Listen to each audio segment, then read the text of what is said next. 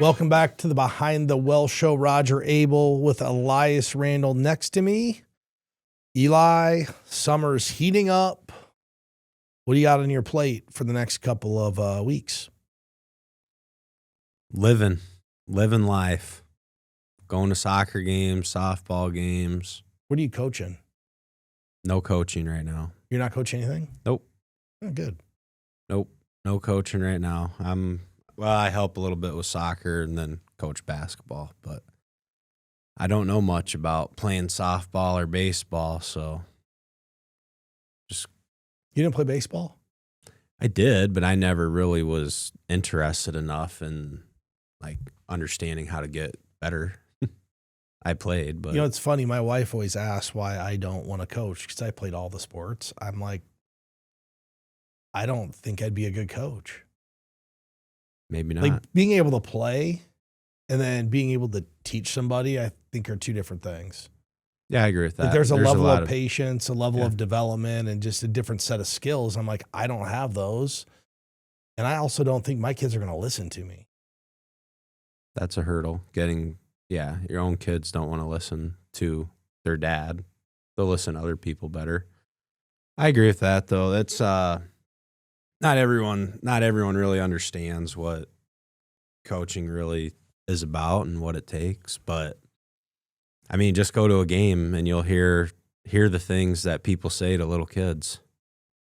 Wild. Okay, if you're 10 and you just started playing a sport and someone says to you, get aggressive, what does it mean to you? Well, it doesn't mean anything. I think. Or look awake, outfield. What does that mean to a 10-year-old player that has never played? It doesn't mean anything. They're still looking at the bumblebee flying around in the sky. Right. Where you'd be better off not talking about anything that went wrong, developing skills and praising them when things go well. So I went to my daughters to get tennis lessons, and I went to one yesterday because about a week ago, my wife's like, you have to go with them because there's just too much goofing around. So I went and I kind of put the smack down. But when we were done, I understand what you're saying about it doesn't mean anything to them. So I told my oldest daughter, I'm like, you need to look like you're ready to hit. Because she's actually really good. But she doesn't know what that means. She's just standing there like, arms to the side. I'm like, dude. And there was another gal, college player right behind us playing. I go, watch her. And she had both of her hands on the racket like she was ready to hit either way. Well, then she went out and she tried to emulate that. But I think you're right. It's probably just expectations in general in life are probably a little bit skewed. Yeah. Like that's we know what we want them to do, but then expectations are a little bit different. I think we see that a lot with people and retirement. What their expectation of retirement is and what reality is a lot of times are two different things. Yeah, I think you can be surprised by if your expectations are not reasonable or not where they probably should be, then you're going to be surprised. Hopefully you're surprised for the better and it works out better than you think. But I think there you can also set yourself up for a certain amount of disappointment. Well, I think one of the things that I've noticed about retirement is that people are often surprised or caught off guard in that really early retirement's the norm. And most people don't believe that's going to happen. And I actually have a really good take on this. And it's not a good or a bad thing. It's just the reality that early retirement's more normal than working longer. And I started thinking about scenarios because I believe when I tell people that, they automatically assume somebody lost a job, somebody got sick, like all the bad things that could happen. And I was thinking about it because I have a lot of people that retire early and none of those bad things happened. They just decided to go 2, 3, 7 years early. And I'm going to use my parents as an example. My dad specifically told me he always thought he would work until he's 70. He retired Man. at 62. I don't even know why someone would think something like that. I would never want to think that. But he just thought, I'll work till I'm 70. Well, he genuinely really enjoys what he does. Work, yeah. And I think work provided him confidence and enjoyment with the kids. But as they got nearer to retirement and my mom was ready to actually retire, the family discussion revolved around, hey, are you going to work till you're 70? There's an age discrepancy. My mom's several years older. That doesn't leave mom a whole lot of time to enjoy retirement with you. So his retirement got moved up. And I'm guessing in a lot of situations, the closer people get to retirement and the more they can really envision what it's more likely going to be like is one of the reasons they move up that retirement age. There was a study out, I think it said 45%, 45% of people retire earlier than expected. And only 5% of the people retire later than expected. So back to just setting expectations for people, your expectation should be that whatever you think you're going to retire, it's earlier. Yeah, because almost half of the people retire earlier than they're planning. Well, how many people do we talk to and I really love what I do? Well, yeah, I'm going to work as long as I can. Well, that's not reality. Like that probably is not reality, even though I say that. I have a date of financial independence. So then it makes me think, will that come earlier than I actually thought? And it could be factors. It could be family. It could be a lot of different things. But I think the biggest surprise people have about retirement, and they should really evaluate, how long do I really think I'm going to work? Because it's likely earlier.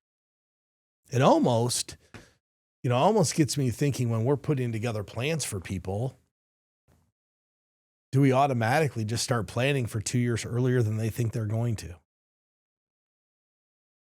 I mean, statistics tell us half the people aren't going to work as long as they tell us. So if you're 40 years old doing a financial plan, well, I'm going to work till I'm 67. Maybe as industry professionals, we should all start talking to people about, well, great, you think you're working till you're 67. Industry averages tell us it's a 50% chance you won't. So should we prepare as if you're going to work till you're 62? Certainly could. I think, well, and this might be I guess my view of it might be kind of skewed because I know that personally know clients that have retired earlier just because they didn't know that they actually had enough money to retire.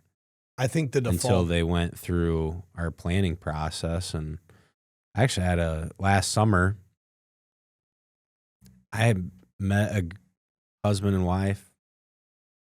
Between the first time I met them and then them deciding, okay, we're done working, it was like 21 days. Basically, and they went from not knowing if they could retire to retiring 3 weeks later. Well, that's the beauty of doing a financial plan. You were able to provide them the confidence they needed to pull the trigger. Right. And they really had no date or age in mind. I think they're just hadn't really ever thought about it. And they probably didn't know what was possible from an income perspective.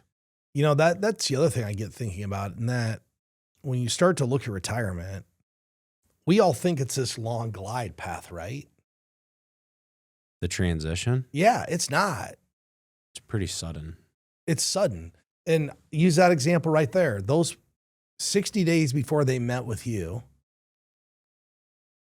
in their thinking, no part of their thinking was, I'll be retired in 90 days.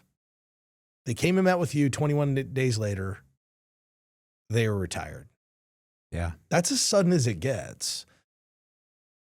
And I think to all these other situations, yeah, there's some people that plan. And there's actually some people that procrastinate it.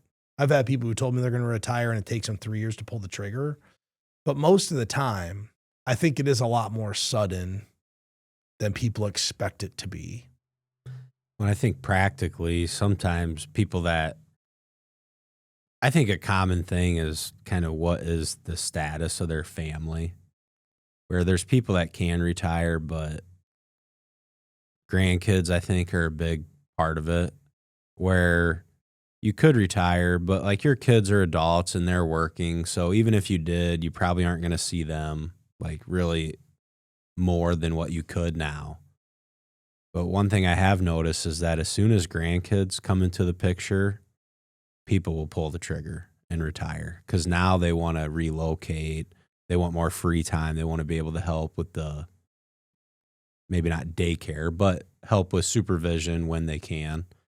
So I think that's a very common thing that, in finance and all these articles and stuff, people don't really talk about, but seems like a practical reality that all of a sudden now they have grandkids and they're really not interested in working anymore. I think that's actually pretty good insight. I know a lot of, especially grandmas. Yeah.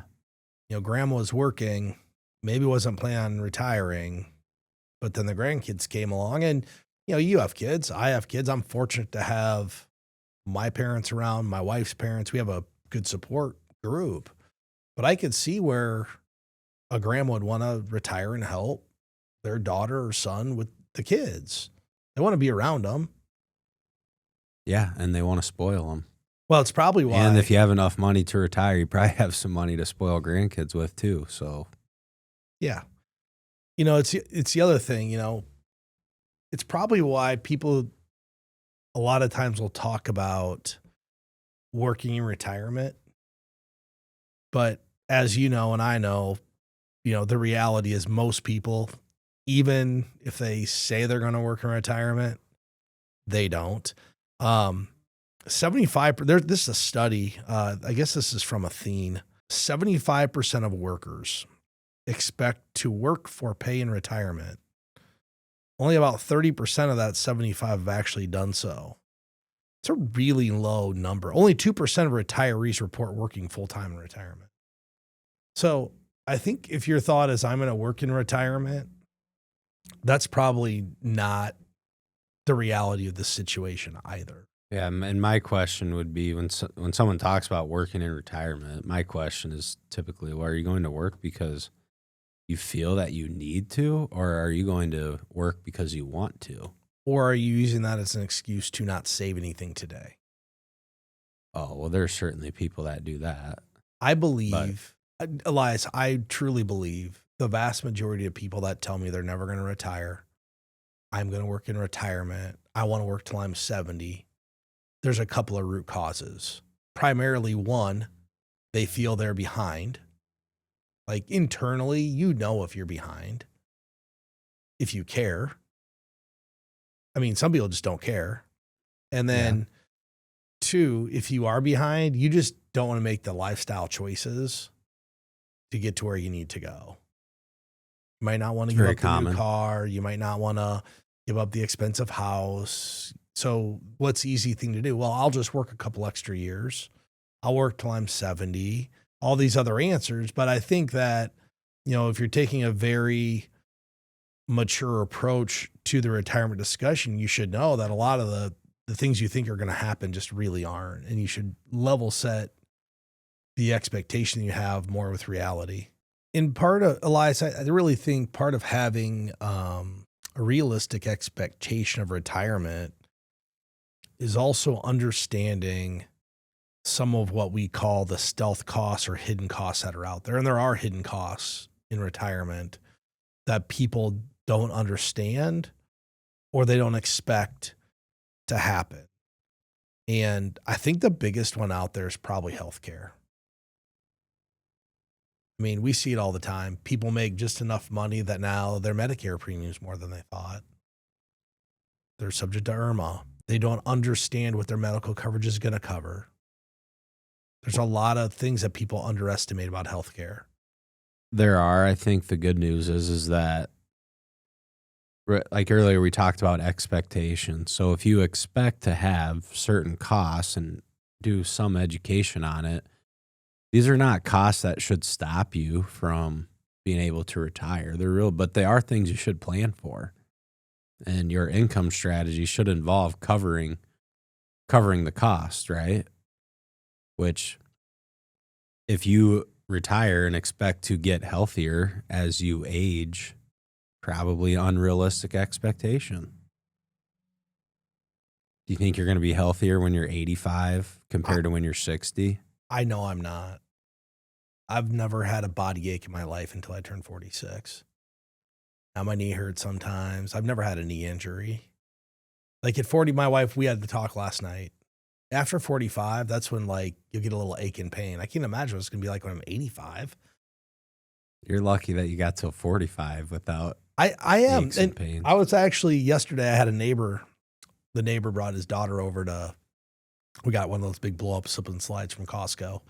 So they're bombing down that. And he was telling me how he played baseball and tore his labrum. And he's like, did you ever have any like major injuries? I'm like, knock on wood.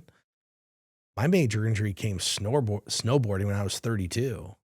I never had a knee, never had a back. Like I always had little ankle stuff, but outside of that, I was pretty fortunate. A lot of people that play sports, and you know, I played all 3 sports all the way through high school, have some type of injury. Typically, yeah. So because I was complaining about my knee. I'm like, I don't know what I did. I never had a knee injury. And my wife's like, you turned 45. She just spouted up real quick. You could probably stretch a little more. My hammy was tight too. Yeah, Probably stretch. time for yoga. It's amazing what a good stretching routine can do for somebody. So what are the other hidden retirement costs that people need to be aware of? Taxes. And that coincides with healthcare. So I have a family I work with. They've got $4+ million in IRAs. They're not touching any of it right now. They got about 6 years till RMDs hit. So here's what they haven't thought about. Their tax bracket's going to be higher. Their healthcare cost is going to be higher because they're going to have IRMA just on the RMDs. So their Medicare is going to go up, but they still don't want to spend it today because why would I want to pay more taxes today? You have no choice. There's no choice. You're paying them. Yeah, you're not going to get around it. And then I had the discussion, you might actually be making the situation worse for your beneficiaries. Like their beneficiaries do pretty well. I said, so let's just say you take RMDs and this thing's worth $5 million when you pass away. You're giving it to 2 of them. So they each are getting $2.5 million, let's say. Yeah, they can take a little RMD, but at some point they're going to have to pay the piper. It's got to be gone in 10 years. I said, if they're in the 37% tax bracket and you could take it in the 22, you're giving 15% more to the IRS. Yeah. Are they open to that? It's really hard to convince somebody. You can have all the data in the world, but it's really hard to show someone you should go pay in the 22% tax bracket today because you're going to save your kids 15% down the road. So instead of positioning it like that, I just said, do you want to give the IRS an extra $1 million?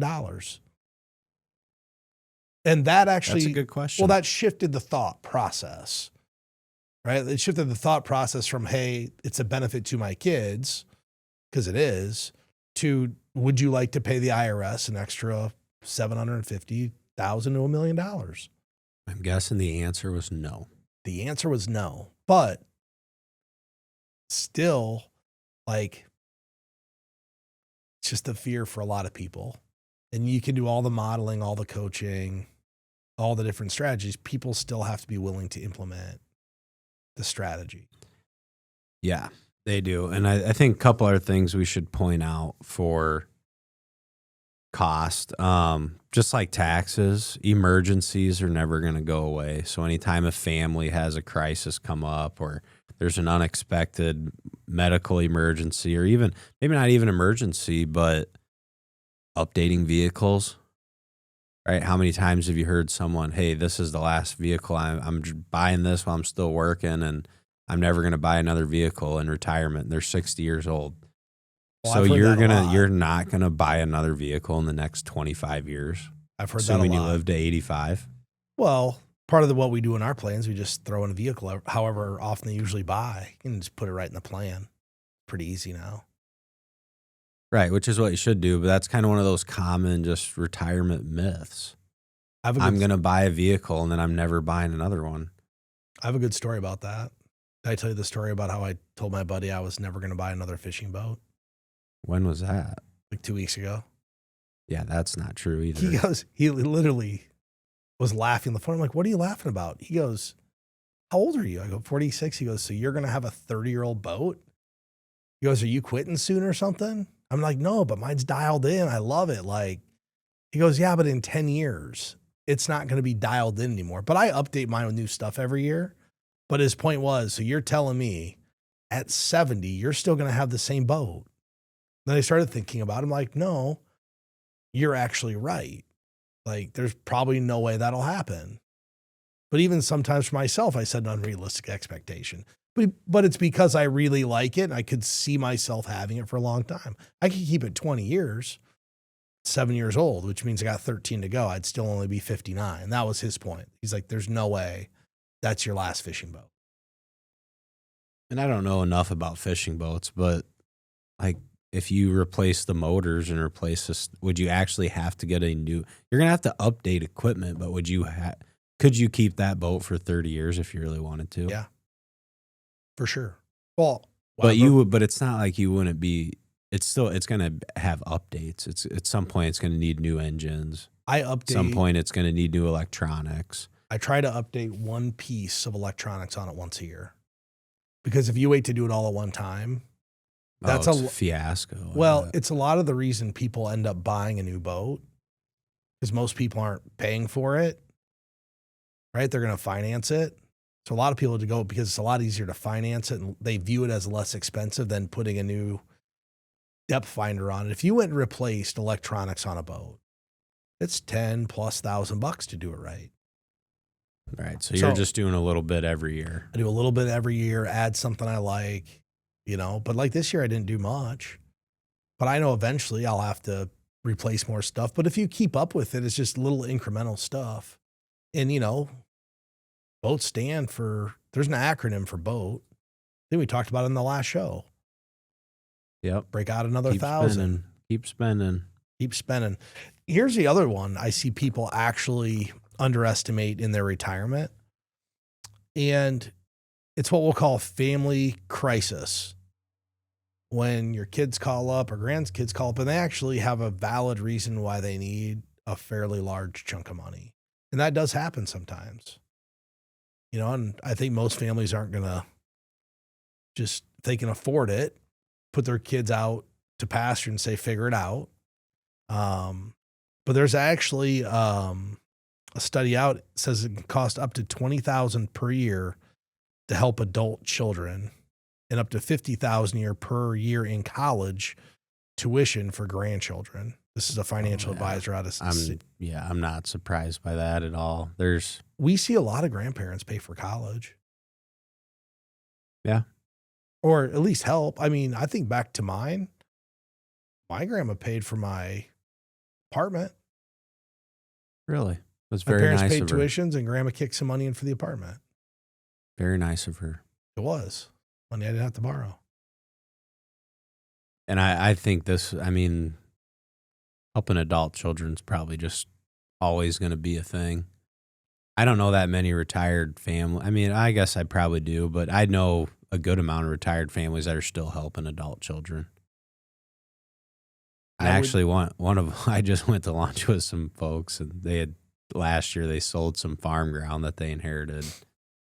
And the dad was joking, but he said, it sure is funny how much more your kids need help with money after they know you sold some farm ground. Well, you know what, I can imagine. That's probably true.